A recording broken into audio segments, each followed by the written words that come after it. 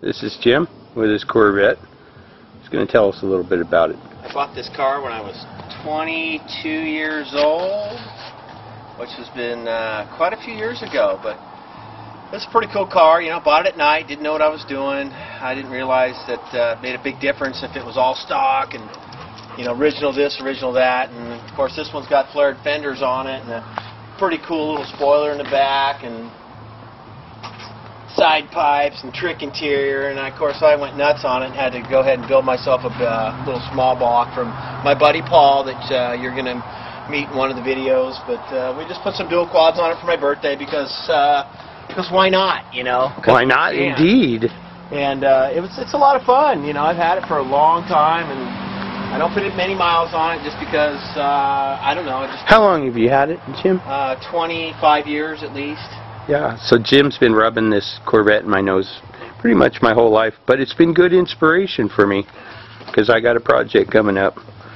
Yeah, that'll cope with that. Front end damage here when the brakes went out, and I decided to run into my motorcycle and shove it through the wall in the garage. That was pretty neat. Which came out worse, the motorcycle or the Corvette? The Corvette. So I've got I got a new bumper for it. My buddy Paul built this motor for me probably 10 years ago.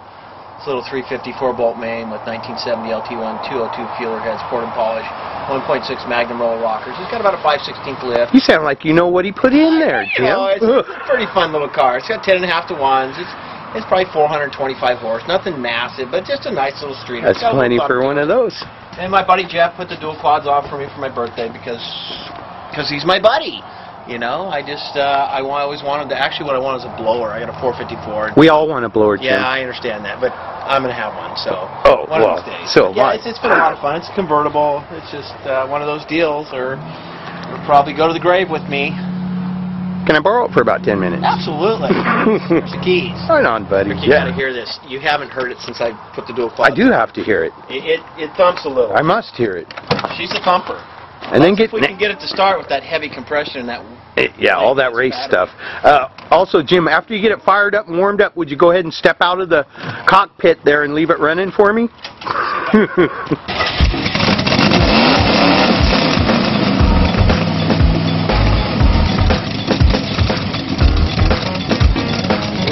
That is gnarly. It's been for a while. We need to get it out on the road a little more, Jim.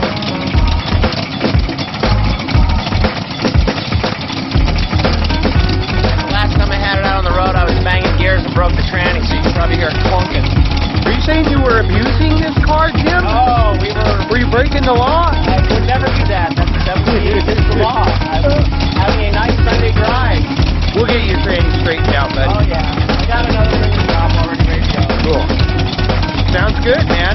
Hi, this is Rick. We're over here at Jim's house. There's his house right there. And we're standing in front of his shop. So, this is Rick. How you doing? And that's Jim. And this is his shop. Jim, did you build this shop yourself? I didn't. It was here when I bought the house about 5 years ago.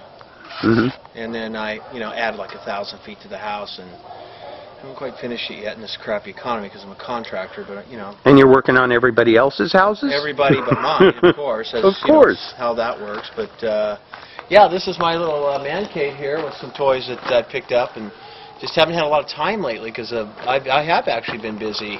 Yeah, that's good.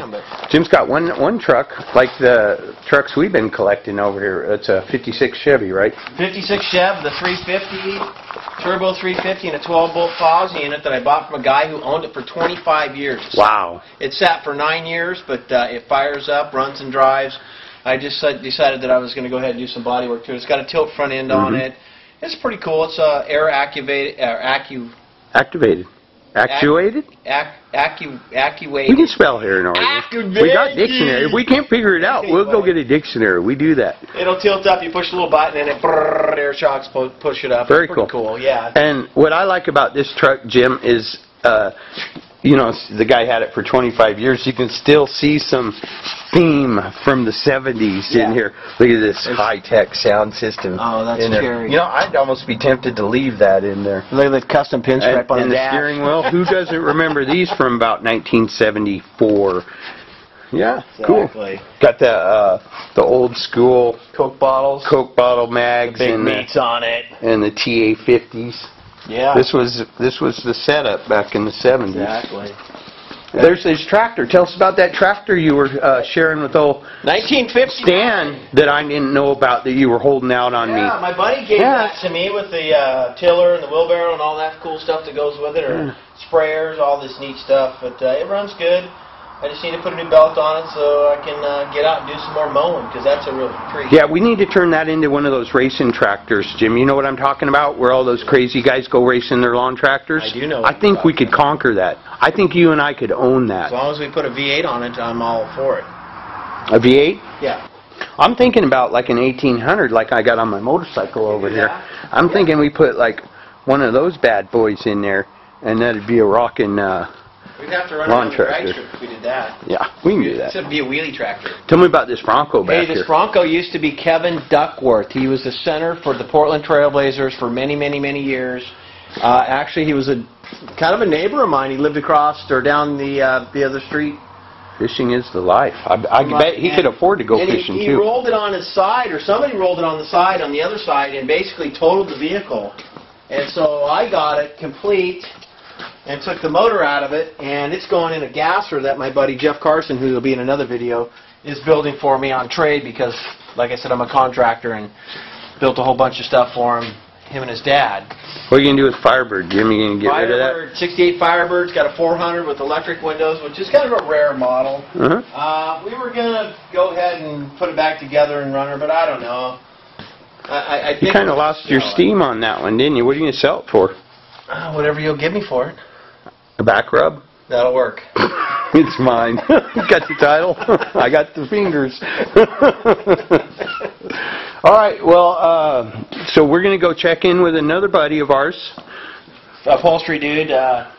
Last name's Preston. Courtney Preston. Courtney Preston. We're going to go pop over to his shop. And what's cool about all these shops and these guys we've been doing the interviews with is we're all pretty close by. And we can take back roads to each other's houses, which is a good spot to test out projects legally, but doing the speed limit, of course. Absolutely. Right? I wouldn't do it any other way. That's the way we roll. So here's a quick shot of Jim's tanks. Tanks that he sought out and purchased. Because Jim likes tanks. These are here on the side of his shop. He needs some more tanks.